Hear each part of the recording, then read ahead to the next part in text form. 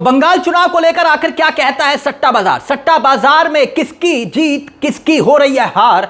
Exit poll के बाद सट्टा बाजार का कैलकुलेशन आखिरकार कैसे सारे एग्जिट पोल पर पानी फेर रहा है।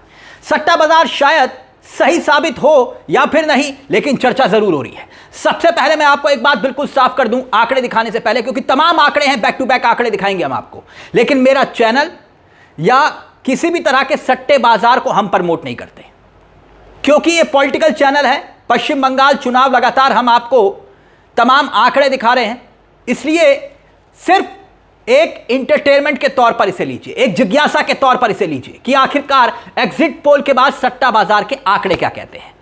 अब आंकड़े तमाम हैं और इन आंकड़ों के साथ एक कहानी भी है। मोदी जी का चेहरा गायब हो गया है। आंकड़े जो रिजल्ट जो रीजनल चैनल्स बता रहे हैं, रीजनल चैनल्स के आंकड़े भी हैरान कर रहे हैं, वो भी हम आपको दिखाएंगे। क्यों? क्योंकि ग्राउंड जीरो पर अगर किसी की पकड़ सबसे ज्यादा होती है तो वो होती है रीजनल चैनल्स की। अब कैसे देश की होनहार मीडिया ने मोदी जी के चेहरे को गायब कर दिया वो सब बताएंगे, लेकिन सबसे पहले फौलादी सट्टा बाजार क्या कहता है, उसके आंकड़े क्या कहते हैं आपकी स्क्रीन पर देखिए जरा। पहले चरण की वोटिंग के बाद फौलादी सट्टा बाजार ने पश्चिम बंगाल में किसकी सरकार बन सकती है उसको लेकर अनुमान लगाया है। और यह अनुमान क्या कहता है? यह अनुमान इस फौलादी सट्टा बाजार के मुताबिक पहले चरण के दौरान 156 सीटों पर हुए वोटिंग के आधार पर लगाई गई है। और पिछले विधानसभा के चुनाव में टीएमसी ने लगभग 48% वोट शेयर के साथ 216 सीटें जीती, जबकि बीजेपी ने लगभग 38% वोट शेयर के साथ 77 सीटें जीतने में कामयाबी हासिल की थी। कांग्रेस, वामदल संगठन ये तमाम 10% वोट शेयर और केवल एक सीट मिली थी। लेकिन इस बार कौन जीत रहा है, इस खबर में क्या लिखा है देखिए। फौलादी सट्टा बाजार में कौन जीत रहा है? पश्चिम बंगाल। फौलादी सट्टा बाजार की माने तो पश्चिम बंगाल में इस बार ममता बनर्जी के नेतृत्व वाली टीएमसी की सरकार बन सकती है। और अनुमान क्या लगाया गया है? अनुमान लगाया गया है कि टीएमसी को 158 से लेकर 161 सीटें तक मिल सकती है, जबकि बीजेपी को 127 से 130 सीटें मिलने की संभावना है। वहीं कांग्रेस और वाम दलों की स्थिति काफी खराब रहने की उम्मीद जताई गई है, लेकिन बात यहां पर खत्म नहीं होती। यह अलग कहानी है, लेकिन अब हम आपको digital NK digital local channel है, वहां का बहुत मजबूत पकड़ है। रीजनल चैनल जो होते हैं, मैं फिर आपको कह रहा हूं, बहुत मजबूत पकड़ होती है उनकी। उनके हिसाब से टीएमसी झूम कर सरकार बना रही है, प्रचंड बहुमत के साथ सरकार बना रही है। इतना बड़ा मैंडेट होगा कि विधानसभा चुनाव के भीतर टीएमसी आसानी से जीत जाएगी। एनके डिजिटल के जो विश्वास हैं, उन्होंने देखिए आपके सामने आंकड़े रखे हैं। टीएमसी को 222 से लेकर 228 सीटें तक मिलती हुई दिखाई दे रही हैं, जबकि बीजेपी को 62 से 65 सीटें ही मिल सकती हैं। मतलब एनके डिजिटल ने यह दावा किया है कि बीजेपी को पिछली बार से कम सीटें मिल सकती हैं। यहां तक कि सीधे तौर पर टीएमसी क्लीन स्वीप करती हुई दिखाई दे रही है। एनके डिजिटल का यह दावा है और बाकायदा कोलकाता में यह दावा किया गया है। कोलकाता में 11 की 11 सीटें, आप देख सकते हैं आंकड़ा, 11 की 11 सीटें टीएमसी जीत रही है, क्लीन स्वीप कर रही है।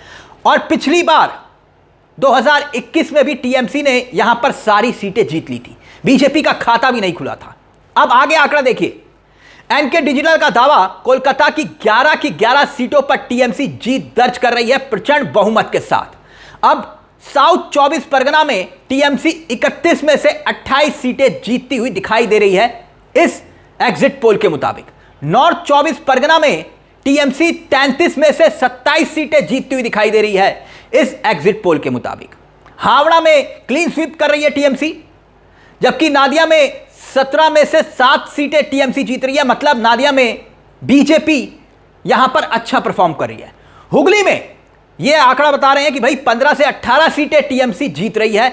और जो पूर्वी, जो आप कह सकते हैं पूर्वी विद्यमान, वहां पर 16 की 16 सीटें टीएमसी जीत रही है।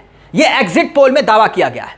और जब दूसरे चरण का मतदान निपटा तो एनके डिजिटल के बहुत वरिष्ठ पत्रकार हैं, ये विश्वास जी जिनका मैं जिक्र कर रहा हूं, इनका आप डिजिटल चैनल देखेंगे, बहुत अच्छा परफॉर्म कर रहे हैं। उन्होंने बताया है कि भाई ये जो आंकड़ा है एग्जिट पोल का, असल में ये आंकड़ा है, अभी कुछ और आंकड़े भी वो रखेंगे। लेकिन एनडीटीवी का आप खेल देखिए, अब देखते जाइए मामला क्या है। एनडीटीवी ने बाकायदा एग्जिट पोल करते हुए मोदी जी का चेहरा ही गायब कर दिया। आप इसका मतलब समझते हैं?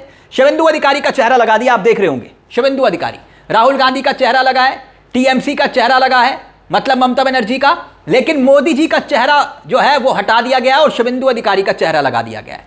तो क्या शुभेंदु अधिकारी सीएम कैंडिडेट थे बीजेपी के? बीजेपी ने तो कभी कहा नहीं, और पूरा चुनाव ही मोदी जी के चेहरे पर लड़ा गया। और जो मोदी जी ने खुद कहा कि भाई आप मुझे वोट करिए, शुभेंदु अधिकारी का चेहरा कहां से आ गया और क्यों आया जानते हैं आप? ये देश की होनहार मीडिया की एक जबरदस्त तरीके से होशियारी आप इसे कह सकते हैं। मोदी जी का चेहरा दरअसल तब आता है जब कोई जोर का झटका लगने वाला होता है, मोदी जी के चेहरे को हटा दिया जाता है। अब ये एग्जिट पोल की जानकारी अगर सच्ची है तो मोदी जी का चेहरा हटाया क्यों? क्या इसका विश्लेषण दर्शकों को नहीं दिखाया गया जो असल में एग्जिट पोल आया है? मोदी जी का चेहरा हटाने के पीछे नौबत क्या आई? एक और एग्जिट पोल में यही खेल हुआ है। पोल्स ऑफ पोल्स में देखिए, यहां पर भी चेहरा चैनल से जो फोटो है शुभेंदु अधिकारी की लगा के मोदी जी की हटा दी। मतलब पूरे चुनाव में चेहरा मोदी जी, लेकिन पोल्स ऑफ पोल में, एग्जिट पोल में बड़े धीमे से फोटो हटाकर शुभेंदु अधिकारी का चेहरा चिपका दिया गया। एक मतलब मैंने तभी कहा, बहुत से ऐसे राज्यों में जब ऐसे नतीजे आने वाले होते हैं जो कि बीजेपी को चोट पहुंचाते हैं, बीजेपी को कमजोर स्थिति में दिखाते हैं, तब न्यूज चैनल वाले बड़े आराम से करते क्या है, वो मोदी जी के चेहरे को हटाकर किसी का चेहरा लगा देते हैं। जैसे जेपी नड्डा का चेहरे का इस्तेमाल होता था, आप याद करिए, जब बीजेपी हारती थी तो जेपी नड्डा का चेहरा लगा दिया जाता था जब वो अध्यक्ष हुआ करते थे। खैर, ममता बनर्जी की पार्टी का एग्जिट पोल भी आया है, ममता बनर्जी की पार्टी का, और टीएमसी को लेकर तमाम तरह की बातें कही जा रही हैं।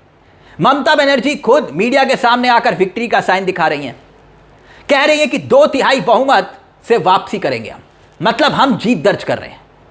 खैर, ये तो अपनी अपनी जो है आंकड़े होते हैं हर किसी पार्टी के, लेकिन टीएमसी के अंदर क्या खबरें चल रही हैं आप वो देखिए। आनंद बाजार पत्रिका के सूत्र बताते हैं कि यहां पर एक यूजर द्वारा यह शेयर किया गया है, देखिए सौरभ ने, और इसमें टीएमसी को जो है यहां पर पूरी उम्मीद है कि 230 से मार्क से ऊपर उसकी सीटें जाएंगी। मतलब टोटल सीटें ही 294 हैं। अब टीएमसी को यह लगता है कि पिछली बार से अच्छा परफॉर्म करेंगे हम। अब एग्जिट पोल्स कह रहे हैं कि भाई, कई एग्जिट पोल कह रहे हैं कि टीएमसी सरकार बना रही है, कई कह रहे हैं कि नहीं बना रही है, टीएमसी धराशायी हो रही है। लेकिन टीएमसी के अपने एग्जिट पोल ये कह रहे हैं कि हम ही सरकार बना रहे हैं। 2021 में जो इन एग्जिट पोल का हश्र हुआ था, क्योंकि 2021 के आंकड़े बहुत महत्वपूर्ण हैं, 2021 में भी इसी तरह से सारे एग्जिट पोल धराशायी हुए थे। 2024 के लोकसभा चुनाव में अब की बार 400 पार, वो भी धराशायी हो गए थे। और एग्जिट पोल से जो ठीक टीएमसी के अपने सूत्र हैं वो ये कह रहे हैं कि हम 230 सीटें जीत सकते हैं। अब किसके दावे में कितना दम है ये एक अलग विषय है, लेकिन एक बात और, क्योंकि यही दावा शुभेंदु अधिकारी भी कर रहे हैं, शुभेंदु अधिकारी भी दावा कर रहे हैं कि भाई हम 180 सीटें तक जीत सकते हैं। तमाम न्यूज़ चैनल पर शुभेंदु अधिकारी यही दावा कर रहे हैं ना कि भाई हम 180 सीटें तक जीत सकते हैं।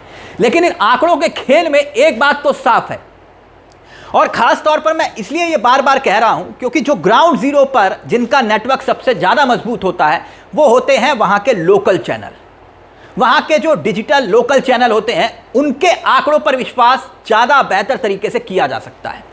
अब ये आंकड़े सच्चे हैं या झूठे हैं, बनावटी हैं या फिर नहीं है, मैं तो इसे एक इंटरटेनमेंट के तौर पर लेता हूं, क्योंकि एग्जिट पोल का मतलब ये होता है कि शाम के वक्त जब ये चुनाव चल रहा होता है, जब लोग कतार में खड़े होते हैं, तब फिर इनके पास, एजेंसीज के पास आंकड़े कहां से आ जाते हैं।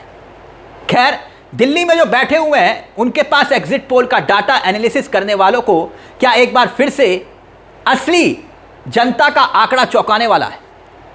आपको क्या लगता है कि आखिरकार इन आंकड़ों में कितना दम है, जहां पर कई में बीजेपी की सरकार बिल्कुल आराम से बनती हुई दिखाई दे रही है, जबकि फौलादी सट्टा बाजार कह रहा है कि भाई ममता दीदी आ रही है।